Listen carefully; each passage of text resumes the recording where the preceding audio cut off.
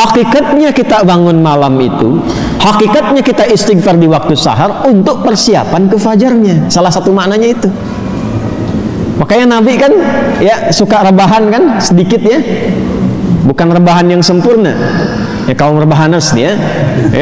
Coba dicek tuh. Kalau ada rebahan Nabi itu miring sedikit ke kanan kan, setelah istighfar tuh nunggu-nunggu sampai fajar tiba.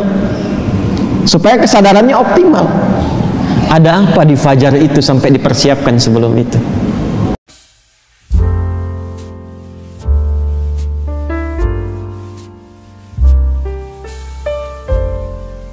Bismillahirrahmanirrahim.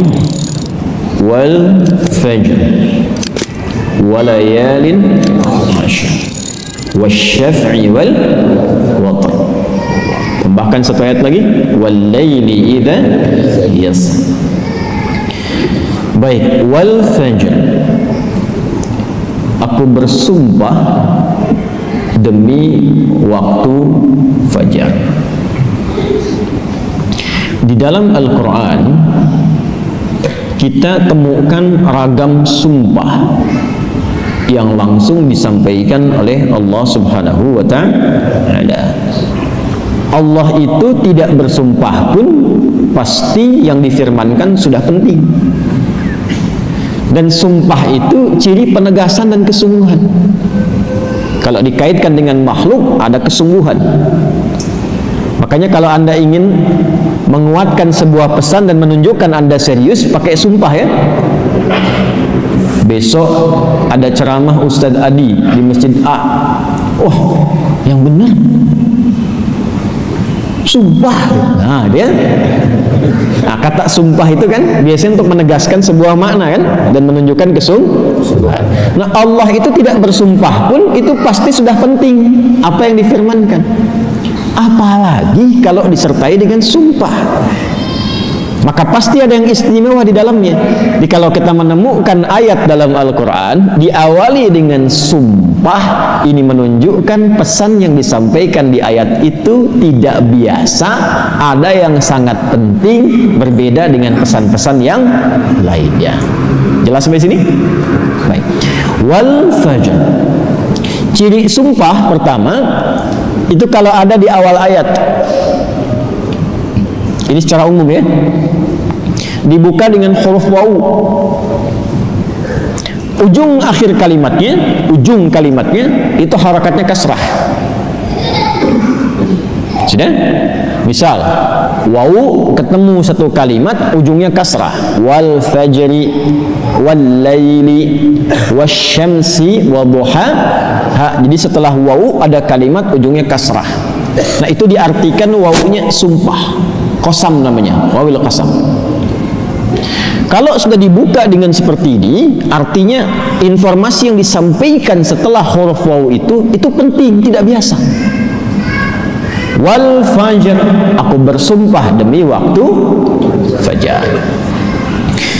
Ada beberapa pendapat dari kalangan ulama tentang fajar yang dimaksudkan di ayat ini. Jadi di sini Allah bersumpah dengan 5 hal. Ada 5 sumpah. Aqsamun khamsah, kata para ulama, terdapat 5 sumpah di dalamnya. 1, wal fajar, demi waktu fajar. 2, walayalin ashr, dan 10 malam yang istimewa. 3, wasyaf'i, demi waktu genap. Kemudian 4, wal watr. 5, wal laili idza yasr. Ada 5 di sini disebutkan, menunjukkan ada 5 yang istimewa. Saking istimewanya dibuka oleh Allah Subhanahu wa taala dengan sumpah. Baik. 1, fajar. Secara cepat saja. Para ulama setidaknya menyebutkan secara umum ada 2 pemaknaan di kata fajar di sini. Yang pertama yang dimaksudkan setiap waktu fajar. Itu penting. Setiap waktu fajar dalam setiap hari. Jadi ada satu yang istimewa, waktunya di waktu fajar dari sekian perubahan waktu yang kita alami dalam sehari. Kan dari fajar nanti muncul ke pagi, pagi ke siang, siang ke sore, sore ke maghrib, maghrib ke malam kan. Nah dari perputaran waktu itu, di antara sekian banyak waktu, fajar itu istimewa. Karena itu Allah panggil kita untuk bisa menunaikan sholat di waktu fajar. Ya, hakikatnya bukan hanya sholatnya, ada waktu-waktu yang hanya dalam fajar itu yang nggak ditemukan keistimewaannya di waktu yang lain. Contoh, kita ambil ke ibadah ritual dulu. Sholat di waktu fajar ini itu 2 rakaat sunnahnya saja, sunnahnya, belum masuk ke fardunya. Itu nilainya disebutkan oleh Rasulullah SAW lebih baik daripada dunia dan seisinya. Raka'atul fajri khairum minad dunya wa ma fiha. Kalau Anda mampu menunaikan 2 rakaat fajar, itu yang dimaksud sunnahnya. 2 rakaat, tapi disebutkan kalimat fajarnya. Bukan zuhur, bukan asar, bukan maghrib, bukan isya. Dan dilakukannya sebelum salat fardunya untuk menunjukkan betapa pentingnya itu. Karena kalau orang tahu itu penting, pasti persiapan datang sebelumnya. Ya, Anda tahu di sini akan pengajian kan, subuh kan, subuhnya misalnya jam 4.35.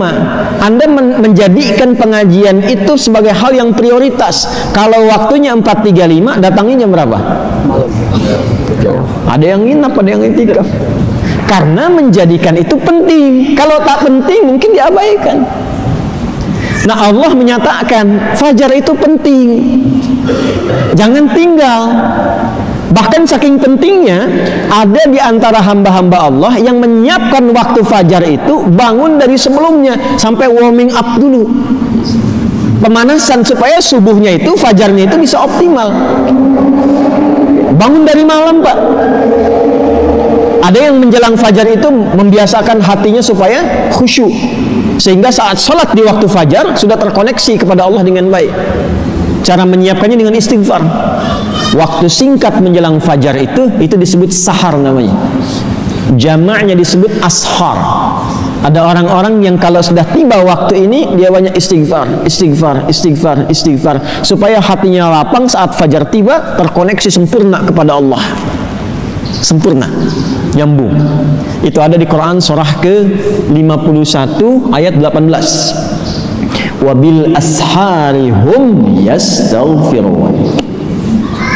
Ya, kalau ingin dikuatkan kesabaran, ingin diberikan rizki sehingga bisa sering infak, ya, ingin diberikan kemampuan menjalankan segala sesuatu dengan benar, menatap dengan benar, mendengar dengan benar, berjalan secara benar, itu diantara amalannya rajin istighfar di waktu sahar menjelang fajar. Dah, ini ijazahnya langsung dari Al-Quran, surah ketiga Ali Imran di ayat ke-17. As-sabirina was-sadiqina wal-qanitina wal-munfiqina wal-mustaghfirina bil ashar. Ya, Quran surah ketiga Ali Imran ayat 17, paling kiri sebelah atas tuh.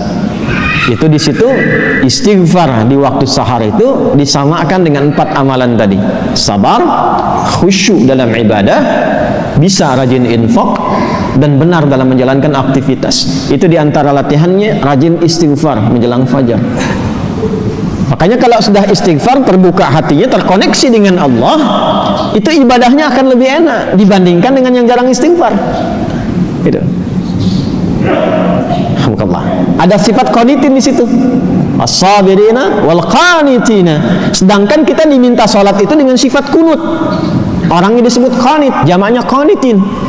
Ada di mana ayatnya? Al-Baqarah ayat 238. Hafizu 'alas salawati was salatil wusta wa qumu lillahi qanitin. Tuh. Kalau mau salat, mau enak salatnya, jangan sekedar salat. Memang betul sudah selesai, ya, menuntaskan kewajiban, beban kewajibannya hilang, tapi kenikmatannya dapat nggak? Manfaatnya dapat nggak?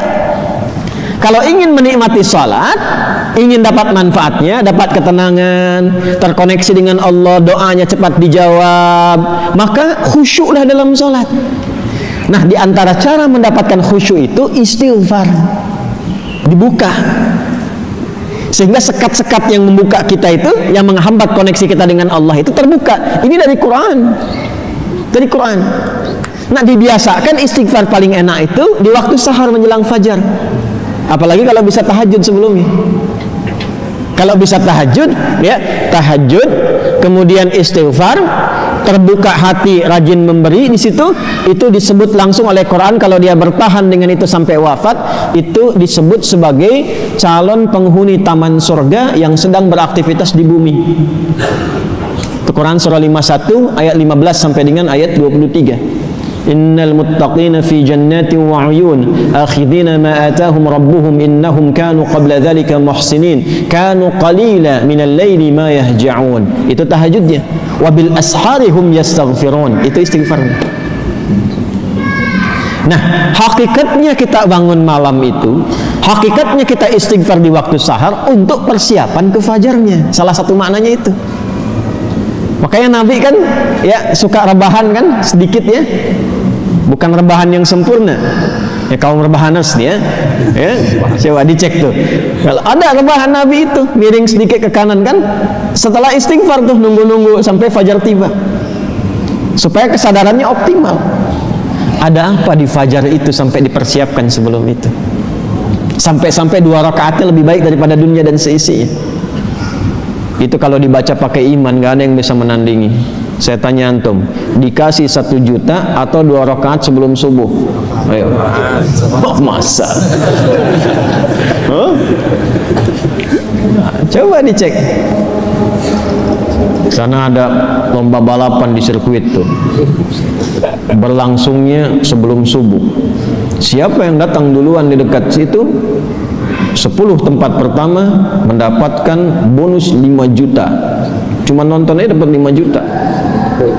Tawaran kedua, datang ke masjid, tunaikan 2 rakaat sebelum subuh, setelah adzan tiba, dapat dunia dan seisinya, lebih baik daripada dunia dan seisinya. Pilih mana? Nonton di sirkuit atau 2 rakaat sebelum subuh? Tuh, makin pelan jawabannya. Karena babnya iman, bukan akal. Akal yang dibimbing oleh iman itu lebih tajam nanti cara berpikirnya. Mampir gua aja ke masjid, ntar balik lagi ke sana. Berarti ada yang penting. Kalau antum ingin latihan jadi orang baik atau anak pengen jadi baik tuh, konsistenkan subuh.